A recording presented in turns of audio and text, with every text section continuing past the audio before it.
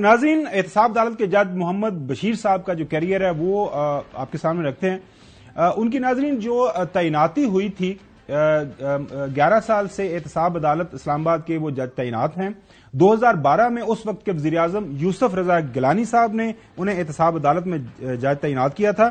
2018 में उस वक्त के वज़ीर आज़म नवाज शरीफ साहब ने एहतसाब अदालत के जज मोहम्मद बशीर साहब की मुद्दत जो मुलाजमत में 3 साल की तोसी की। उसके बाद तीसरी उनकी जो मुद्दत मुलाजमत में तोसी की उस वक्त के वज़ीर आज़म बानी पीटीआई ने दी।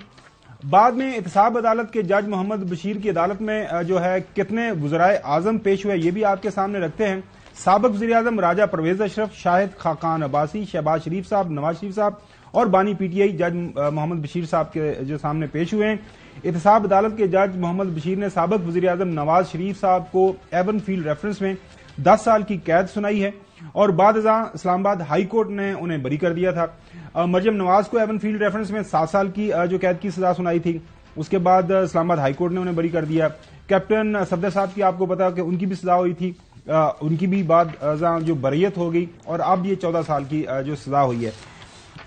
आपकी नजर में कोई ऐसा केस है जो ऐसा फैसला मशहूर जमाना वैसे जो he is a very lucky man, हमारे लिए काबिल एहतराम है कि उनको पीपल्स पार्टी ने अपॉइंट किया, नवाज शरीफ साहब ने पहली जो है एक्सटेंशन दी, उसके बाद फिर जो है पीटीआई वालों ने भी दी और इमरान वाली पीटीआई वालों ने भी दी। तो ये और उन्होंने बिल्कुल जो इंसाफ के तराजू कायम रखे और सबके केसेस सुने और जिसकी सजा बनती थी दी।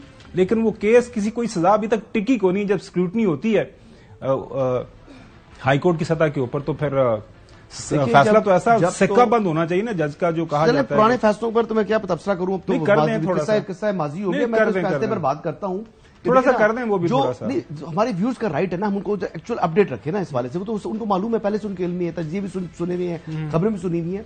इसमें ये देखें कि 4 से 5 रोज तक जो विटनेसेस थे वो जेल प्रीमिसेस के अंदर, क्योंकि कोर्ट जेल ट्रायल था, तो जेल प्रीमिसेस में जाकर घंटों इंतजार करते रहे 4-5 दिन तक।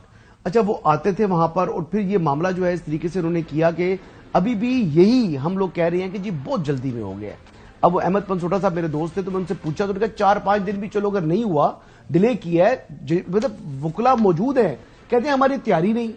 जब तैयारी नहीं तो भाई फिर क्यों आए हो वहां पर? सही फरमा रहे। अच्छा, एक चीज तो ये होगी। अब दूसरा मामला, अब इसका जो इम्पैक्ट आ रहा है वो इम्पैक्ट ये आ रहा है कि बहुत सी बेचैनी आ रही है जमात के अंदर। वो अलग से बात, हमने उनकी जो हमशीरा है, आपका उनकी हमशीरा ने आज इन वकला के ऊपर, इन वकला नहीं, ओवरऑल वकला बरादरी के ऊपर बात की है, वो बड़ा जनाब चीखी चलाई है। उन्होंने कहा है कि ये क्या हो रहा है, वो सारी बात की है ना कि बाकी जो वकला बरादरी वो कह रहे हैं कि सारे इस मौके के ऊपर खड़ी।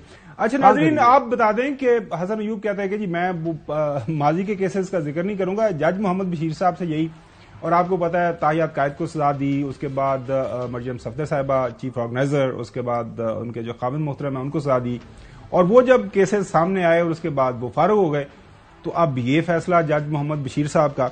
लेकिन चौधरी साहब, आपके पास आने से पहले मैं कुछ और हकायक नाजरीन के सामने रख दूं। नाजरीन, जो एक और केस चौधरी साहब चूंकि आपने जिक्र किया था तो ये शेयर कर देते हैं हकायक अदाद शुमार नाजरीन के सामने। नाजरीन, 2 मार्च 2020 को मोहतरम नवाज शरीफ साहब ज़रदारी साहब के खिलाफ तोशाखाना का रेफरेंस दायर हुआ था। ये उस वक्त बीबीसी की स्टोरी भी आपके सामने है।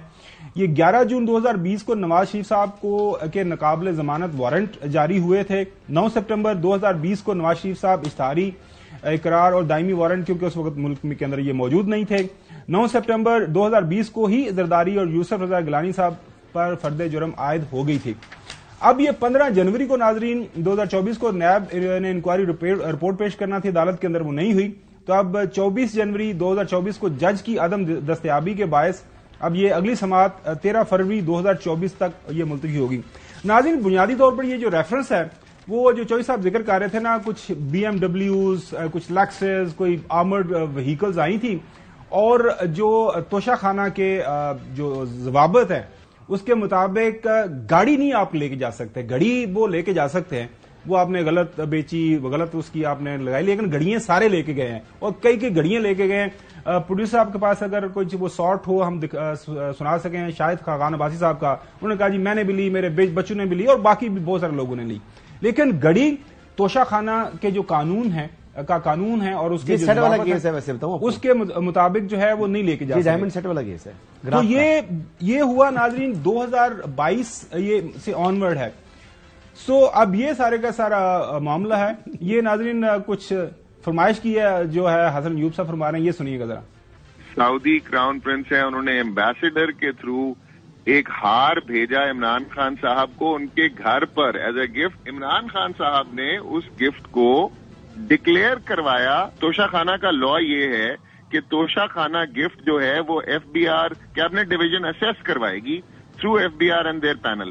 ان کے پینل پہ ایک کمپنی ایلیجنٹ جو ہے, جو کہ اپریزر تھے, اس کمپنی نے اس کو اسیس کیا اور اس کی ویلیو 1,80,00,000 روپے نکالی. یہ کمپنی نواز شریف دور کی انلسٹڈ ہے توشہ خانہ کے اس میں. پھر اس کمپنی اس کی اسیسمنٹ کو 2 کاؤنٹر چیک کیے جاتے ہیں توشہ خانہ رولز کے مطابق. وہ سرکاری ایف بی آر کے ملازمین اس کو چیک کرتے ہیں, کاؤنٹر چیک کرتے ہیں. انہوں نے اس کو چیک کیا اسی زمانے میں اور جو ویلیو ہائر نکلی اس کا 50% عمران خان صاحب نے جمع کروایا. 1,84,00,000 کا انہوں نے پیسے جمع کرائے اس کے اندر جو بنتے تھے. ناظرین, ایڈوکیٹ شہباز کھوسا صاحب انتہائی قابل وکیل ہیں. وہ مزید بتا رہے ہیں کہ یہ جو سارا پروسیس ہوا اس کے اندر جو ایک طریقہ کار یہ ہے کہ ایک کابینہ کی کمیٹی ہوتی ہے, وہ سارے اس کے اوپر جو اس کو فالو کرتی ہے, اس کا جو اسیسمنٹ لی جاتی ہے لوکل مارکیٹ سے, انٹرنیشنل مارکیٹ سے, جو بھی پرائس ہوتی ہے. یہ بشرا بیگم کے وکیل ہیں, طریقہ کار یہ ہوتا ہے. بالکل وہی بات کر رہے ہیں, میں وہی بتا رہا ہوں. نہیں, میں فیکٹس کی بات موقف ہے. میں آپ کو بتاتا ہوں. بنیادی طور پر یہ حسن ایوب صاحب بالکل صحیح فرما رہے ہیں. ناظرین, اگر غلطی ہوئی ہے, اگر غلط اسیسمنٹ ہوئی ہے تو آج سزا ایک بندے کو تو نہیں ہونی چاہیے تھی. باقی بھی لوگ جنہوں نے اسیسمنٹ غلط لگائی, کمیٹی نے, جو باقی لوگ جو بیچنے گئے تھے, وہ سنیے کیا فرما رہے ہیں. پچھلے زمانوں میں تو یہ ہوتا رہا ہے کہ لوگ ڈکلیئر بھی نہیں کرتے رہے گفٹ. انڈر ویلیو تو بہت دور کی بات ہے. یہ جب پی ڈی ایم کی حکومت آئی اس وقت یہ کیس بنایا گیا اور یہ جو ایویلیویٹرز ہیں جنہوں نے کہا کہ جی ہم نے اس کو انڈر ویلیو کیا ہے, 3 ارب روپے کا نقصان پہنچایا پاکستان گورنمنٹ کو اگر سرکار کا کیس مان لیا جائے. ان کو تو نہ ایکیوزڈ بنایا آپ نے, نہ ان کے خلاف کوئی کاروائی کی ہے, بلکہ ان کو پروموشن بھی دے دی ہے, وہ سرکاری نوکریاں کر رہے ہیں. چودھری غلام حسین صاحب, یہ سارا معاملہ ہے وہ ایک اور شارٹ بھی پروڈیوسر صاحب نے نکالا, وہ بھی پہلے سن لیں کہ وہ کیا فرما رہے ہیں. اسیسمنٹ کیسے ہوئی اور کس نے اسیس کیا سارا, اس کی جو قیمت لگائی. آپ نے ایک اس کی ری ایویلیویشن کس کے کہنے پہ آپ نے کہا کہ یہ 3 ارب روپے کا سیٹ ہے؟ یہ دبئی کی ایک فرم آپ نے انگیج کرنے کی کوشش کی. آپ نے اپنے کاؤنسل کو بھیجا دبئی میں مارکیٹ ریسرچ کرنے کے لیے, جس مارکیٹ ریسرچ کا کوئی ثبوت اویلیبل ہی نہیں ہے ریکارڈ پہ. آپ کو آج آ کے ایک کمپنی رینبو امپیکس ملتی ہے جو کہ اس وقت بند ہے. یہ کمپنی ایگزسٹ ہی نہیں کرتی جو یہ رینبو امپیکس ہے. اور یہ کمپنی جو اس کی رجسٹریشن بھی تھی وہ ایک انڈین نیشنل کی کمپنی ہے. انویسٹیگیشن میں آپ نے جو چوز کیا ایکسپرٹ جو کہتا ہے کہ یہ 3 ارب روپے کا ہار ہے, وہ میٹرک پاس ایکسپرٹ ہے. اس کے پاس کوئی اپریزمنٹ کی ڈگری نہیں ہے. جو ہیروں کا وزن گرام میں لکھتا ہے اس کے اپریزمنٹ پہ آپ اس کو 3 ارب کا سیٹ مان لیتے ہیں اور اس پر آپ سزا کر دیتے ہیں. یہ کہاں کا انصاف ہے؟